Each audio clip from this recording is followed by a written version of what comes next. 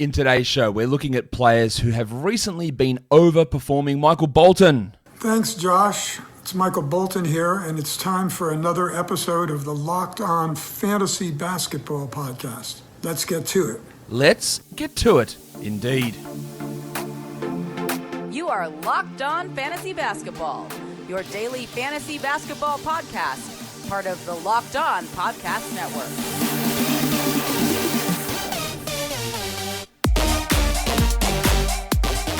Hello and welcome to the Locked On Fantasy Basketball Podcast, brought to you by Basketball Monster. My name is Josh Lloyd and I am the lead fantasy analyst at basketballmonster.com and at Yahoo Sports Australia. And you can find me on Twitter as always at redrock_bball and on Instagram at Locked On Fantasy Basketball. I know that some of your leagues, or most of your leagues, or a majority of your leagues have had their trade deadline pass. That's not for everybody, but this is also a way. So it's going to be players to sell high, but also players that are overperforming. Players whose production you can expect to drop off, which is good when you're trying to assess your matchup for the coming week, what moves you need to make, where you might need to make adjustments because you can't rely on the current production of the guys on your team. So let's talk about those blokes right now and start in category leagues. Jrue Holiday, this one should be pretty obvious, but this dude is on fire. The third-ranked player over the last 2 weeks, the eighth-ranked player over the last month. Why? Why is he doing this? Well, he's doing it because he's good, but how is he maintaining this level? Over the last 7 games, he is shooting 46% from 3. In fact, over the last month, he's shooting 46% from 3. He's hitting 60% of his twos. He's getting 1.8 steals, and he's hitting 91% of his free throws. Now, Jrue Holiday in the past has been a pretty good shooter, but he was a guy that shot 71 from the line last year, 77 the year before that, 79 the year before that, 71 the year before that. And now over his last 13 games, he's hitting 91%. I call bullshit. There's going to be a drop-off of some description there. Also, he has never had a season where he's finished as a 50% shooter from the field. The best he's ever had was 49.4. He's currently going at 51 this season, but he's also at 58 over the last 7 games, which includes 46 from 3. He's never had a season where he's shot over 39% from 3. He's at 39.5 currently, but 46, as I said, over the last month. So while the usage has also spiked, he's at 22 usage for the season, 27 over the last week, over the last 2 weeks, and some of that's with Giannis out, some of that's with Giannis there. We are just seeing big spikes in usage, which unbelievably is paired with a big spike in efficiency. He's maintaining huge steal numbers. Weirdly enough, his block numbers are way down. He's always been a much better shot blocker than he is. So could it be better? Maybe. I've also seen his assists go up 6.6 over the last 7 games. And he's hitting a ton of threes. Everything has been awesome for Jrue. I love Jrue as a player. I just think there is a fair chunk of unsustainability, especially in those shooting percentages, and maybe even in that usage. But he is putting up, and he's also playing a lot more minutes as well. So putting up some really big numbers at the moment, Jrue Holiday. Let's go on to the next guy, and that is the big Kerner, Clint Capela, who without John Collins, and I think that's a large portion of this, is playing really well. He's under 30 minutes a night per game this season, but without Collins, he's up to 32 a night. 18 and 14 over the last 2 weeks to be the 10th ranked player. He's blocking 2.6 shots per game, up from the 2.3 over the course of the season. The big difference in what he's doing is instead of being a 59 field goal guy, he's at 66. Now, he can be like a 62 or 63 field goal guy. There's no problem with that. That's something that he can do. But impressively, 71 from the line, and Capela's at 59 this season. And that's really the big difference. The blocks are steady, the rebounds are steady, the points are slightly up. He hits no threes, he gets no assists, he doesn't get steals. But his field goal percentage is up that little bit, and his free throw percentage has gone from a huge negative to being a pretty solid number. 77% over his last 4 games, Capela. Now, I don't know whether that's going to continue. In fact, I'd probably doubt it. He's never been a 70% guy. Shit, he's never been anything higher than 64%. So there is some, fear, I guess, that does drop off. And maybe when Collins returns, the 32, 33 minutes a night comes back to 29 to 30 minutes a night. So there is going to be some drop-off. I still think that a top 40 type of rest of season is a possibility here for Clint, though. His teammate also dominating at the moment, Bogdanovic, the 24th ranked player over the last 2 weeks. We worried a little bit, or I worried a little bit, you may not have, about where Bogdanovic's minutes would slide. We I'll say we again. Me, I thought that he is a better player than Cameron Reddish, the better player than DeAndre Hunter, a better player than Chris Dunn, a better player than Kevin Huerter. But earlier in the season, that's not how the minutes shook out. And then he got injured, and then he came back and he had some stinkers. But now they've inserted him into the starting lineup. They are playing him a shit ton of minutes. It helps that Reddish, Dunn, and Hunter are all out. But we're seeing the fully realized version of Bogdanovic. Now, there is going to be a drop-off because he is hitting 54% of his threes over his last 8 games. So that has coincided with an increase in minutes. So you can look at it and go, well, he's just playing more minutes now, so he's a starter, so it's going to continue. Well, it's not quite the same. He's not a 54% three-point shooter. He's also been able to put his free throws up to 91% this season, which has never been something he's been able. He's been a good free throw shooter, but that's the difference. And I think I mentioned this yesterday, is when you go from 84, which is really good, but pushing to 90, 91, it's at a completely different level. And while he's still going to be good at 84, that's true. But the massive impact that you have on a fantasy league with the difference, or 91 versus 84, is pretty significant. Now, he's doing it on less than 1 attempt per game, so it's not that big of an influence, but it still is an influence.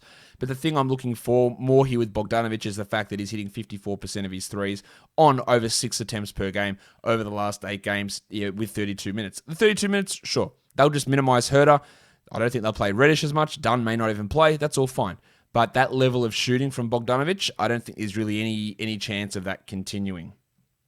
Let's go to Minnesota now. Talk about Goose.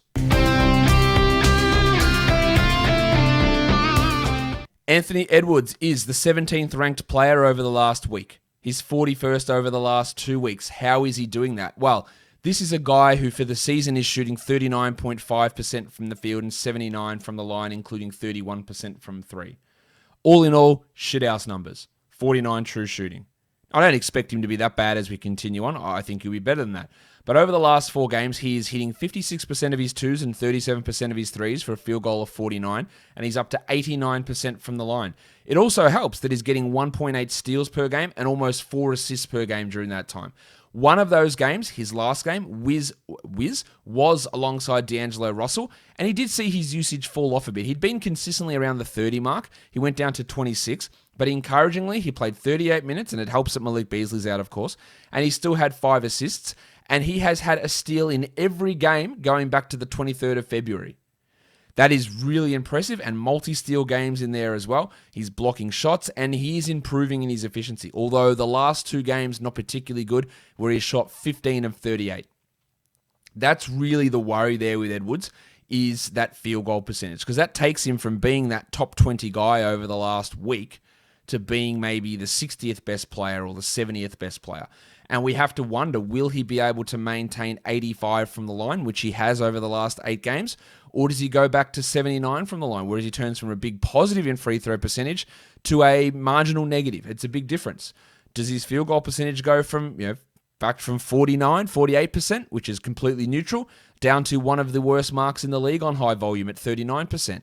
So there is some risk here in Edwards. The minutes will be fine.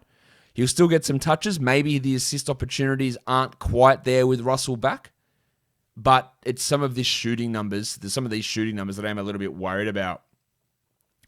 What I'm not worried about is rockauto.com, because that is the place that when you are looking for parts for your car, you don't want to go into your local chain store and have to haggle with the bloke behind the counter who's got, I don't even know what he's got, grease all under his fingernails, and he doesn't know how to work his computer. And sorry if any of you work in a big chain auto store. I'm not describing you, obviously. But rockauto.com, it saves you the hassle and it saves you the money, because when you go into one of those stores, they have different price tiers for the do-it-yourselfers versus the pros.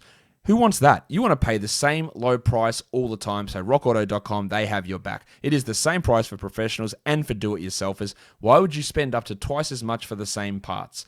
RockAuto.com is a family business, and they've been serving auto parts customers online for 20 years. Go to rockauto.com right now to shop for auto and body parts from hundreds of manufacturers. And when you go there and see those parts that are available for your car or truck, write Locked On in there, "How did you hear about us?" box, so that they know that we sent you.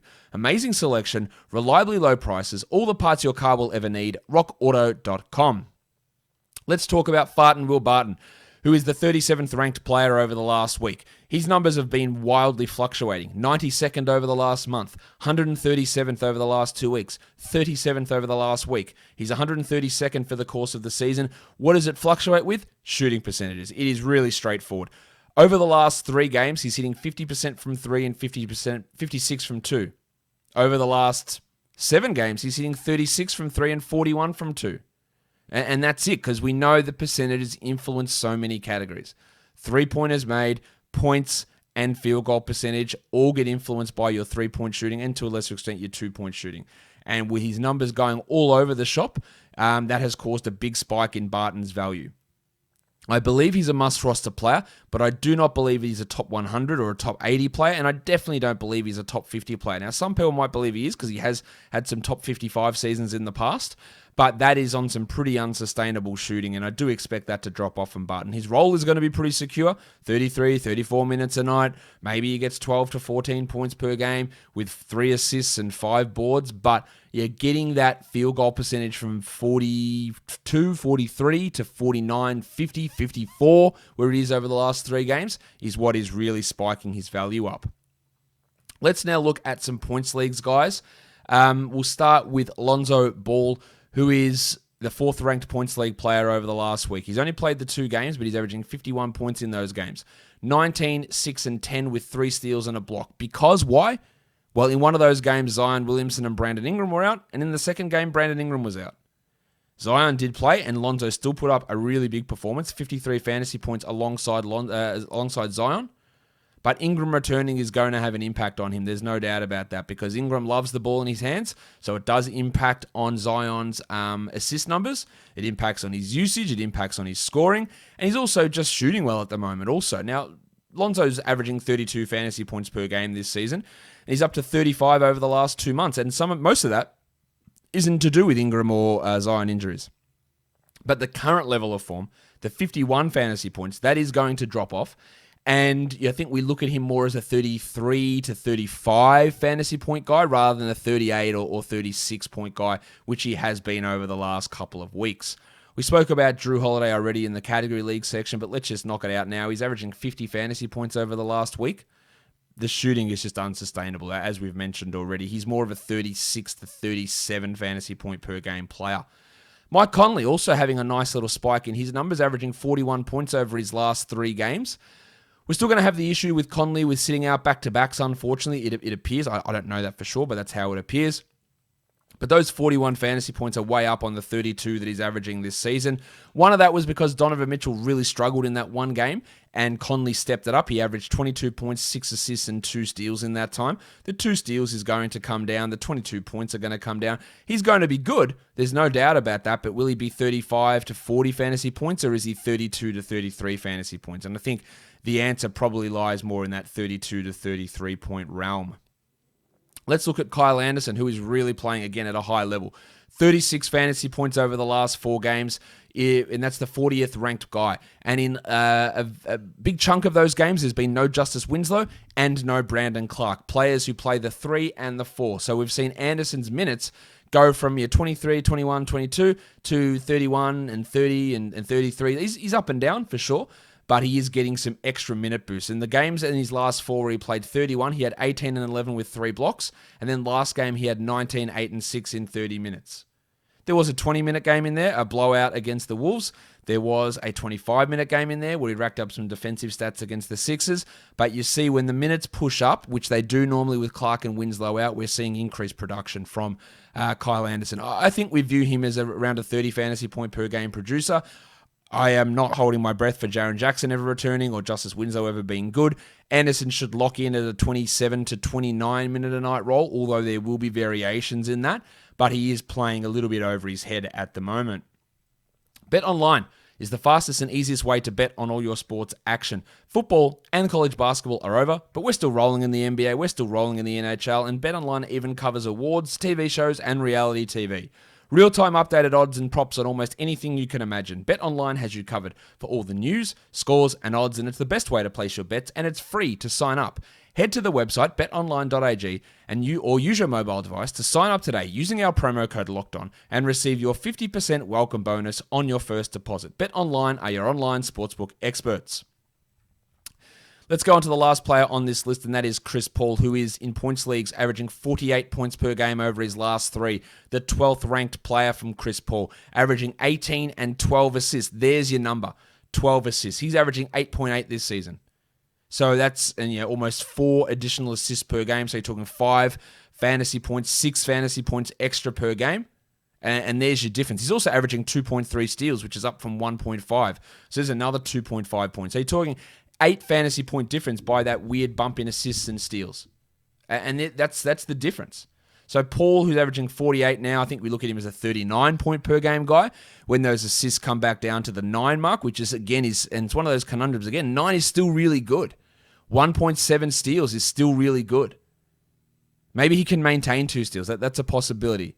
But those assists, we haven't really seen that as much from Paul this year. He's had 14, 12, and 11 in the last 3 games. The 3 games prior to that, he had 8, 1, and 8. He hasn't been that big double-digit assist guy as often as he's been in the past, so I do think there's going to be some level of regression here from Chris Paul. Guys, that'll do it for me. Don't forget to follow on Apple Podcasts, Google Podcasts, Stitcher, and on Spotify, and on YouTube. Hit the subscribe button, hit the notification bell, give it a thumbs up, and leave your comments down below, guys. We are done here. Thank you so much for listening, everyone. See ya.